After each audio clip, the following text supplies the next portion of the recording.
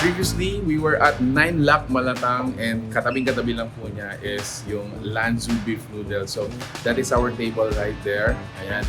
Look at my ambience. Napaka-contemporary Chinese restaurant. So, very minimalist. And then, wood tone. There you go. Look at that. So generous. So, maraming salamat po. 1,000 pesos mo dito, sulit na sulit na. Kasi imagine, this is only for 330 pesos, pero good for, sharing, oh. Ang laki. Ang laki.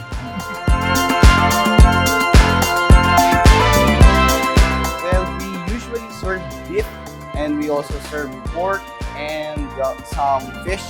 We also have some birds and so. So for the best sellers, here in our menu, we have the A2, the A5, the A10, and then the A6. This is the basic beef noodles that we have. It consists of beef, radish, and hand-pulled noodles. Everything is prepared handmade. We hand-pulled the noodles, also the sauce, we prepare it. Then the broth, 24 hours na kumukulo. Another food restaurant sa Anunas.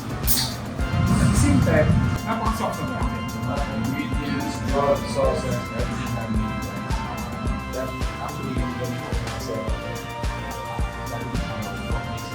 Speaking of setup, yung lugar na napaka-Instagram, napaka-ganda, napaka-linis, and napaka-aesthetic. I agree. Napaka-set at the same time. It's still homey and it's minimalist. Alright, what else to do, guys? So we have blue base and noodles.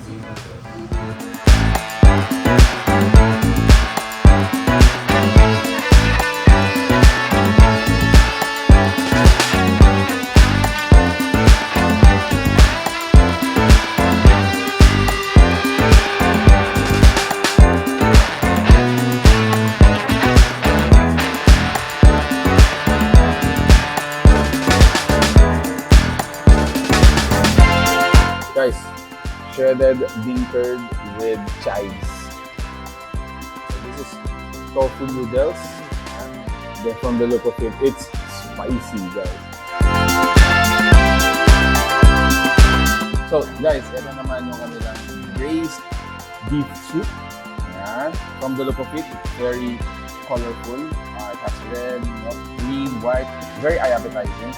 And then, of course, meron tayong mga beef slices, just like this, look at this one. Whoa, let's take it. Wow, grabe yung lambot. Para siyang marshmallow, guys. It melts in your mouth.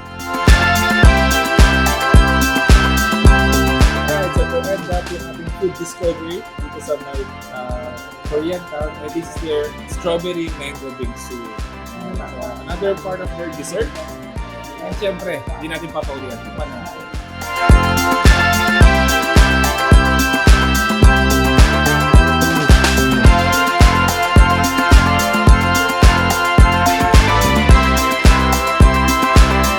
So, yun po. I-invite ko po kayo.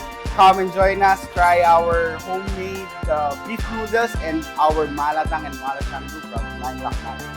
We are located in Block 6, Fil-am Friendship Highway, Anunas. The nearest landmark would be BDO Friendship. We open at 10 a.m. and we close by 2 a.m. I'll be waiting for you. See you guys.